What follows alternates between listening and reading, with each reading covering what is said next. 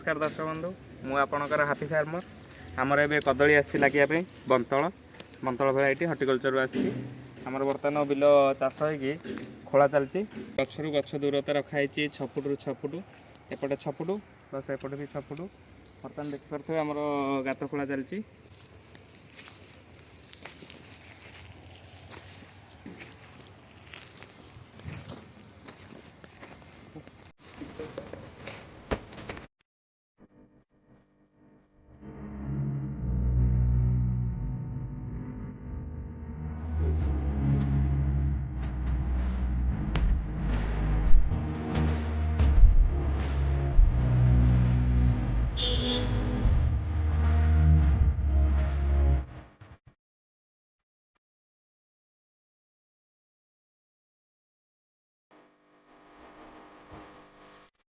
ये आमर कदली चारा एकरक आसी 1000 गछ देखिए सब चारा साइज ये गोटे चारा बंतल भेराइटी जोटा कि आम तरकारी कदली कहू ये तरकारी कदली यूज हो।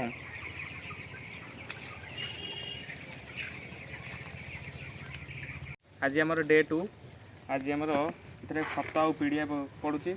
खत ये है पीड़िया आमर ता सहित दानादार भी मिसाई दिखाई जे कि पोक सब मरीजे अलग कीटाणु जो थे।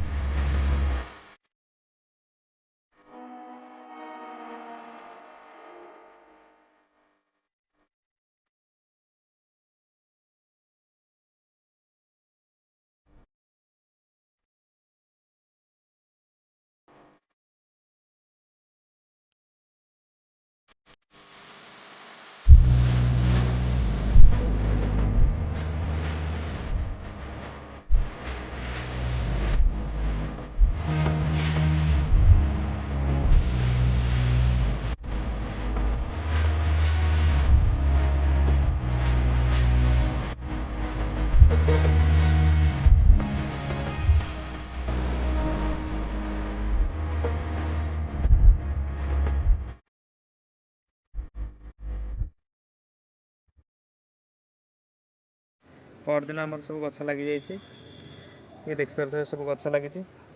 आप भावुए गछ मझे कौन लगी गछ मझे एक्चुअली बीन मझी लगी बीन मझी कहीं लगी आमर ये गछ है सब 6 मास लगे तो 6 मास जाए आम एमती खाली तो बस पारे किसी इनकम करने आम बीन गछ लगेचु जोटा कि 3 मास भर फलीज पुणी 3 मास पर आउ अलग बोदी हो कि अलग किसी लगे जोटा कि आमको आउ किसी इनकम दब तो 6 मास पर आम आउ किसी लगे पारे कदली भितर तो तारी भितर आम किसी इनकम करने बीन लगेचु बीन भितर आम कदली गछ लगेचु ये देखिए कदली गछ लगी सारिकी सब नाली भिड़ा जाइए पानी दिवाई आप देखी पारे सब कदली गछ लगी जाइए आउ अल्प किसी कदली गछ अच्छी जोटा कि या भितर जदि किसी खराब पड़े किसी मरीजे ताकू आम लगेबू आउ एक किपरि भाव में मैनेजमेंट करुचु एक पानी मेडिसिन कौन दौचु मु आगो वीडियो माध्यम आपको जनइबी मो वीडियो जदि आपको भल लगुच आप कम आसपर ताले मुझे बहुत खुशी अनुभव करी तो आगू ये वीडियो देखापी मो चैनल को सब्सक्राइब करूँ लाइक करूँ शेयर करूँ धन्यवाद।